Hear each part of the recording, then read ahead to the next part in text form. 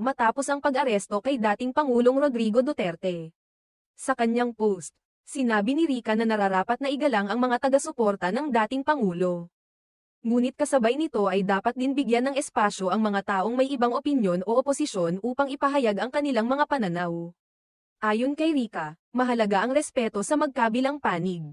Subalit pinaalalahanan niya ang mga taga-suporta ni Duterte na hindi dapat nilang gawing panakip ang kanilang mga dasal upang palihim na ipahayag ang kanilang pagsuporta kay Duterte.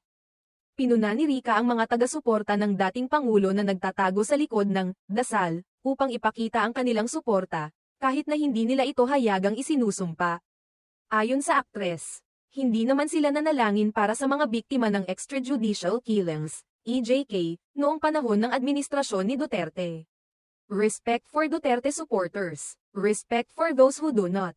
But I have none for those who are secretly for Duterte.